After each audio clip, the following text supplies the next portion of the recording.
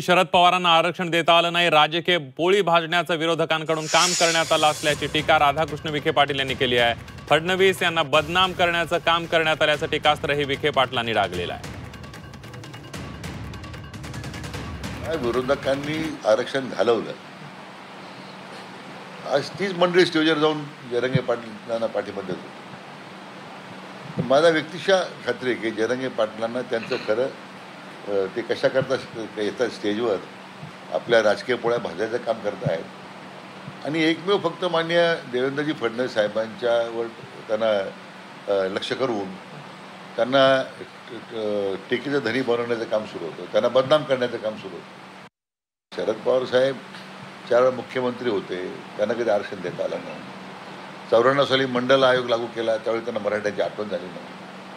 आता ते ज्ञानामृत देतात मला की केंद्रामध्ये घटनादुरुस्ती केली पाहिजे. 10 वर्ष आपण केंद्रामध्ये मंत्री होता, सरकार राज्यामध्ये काही UPSच होतं ना. आम्हाला कधी वाटलं नाही की घटनादुरुस्ती करायला म्हणून.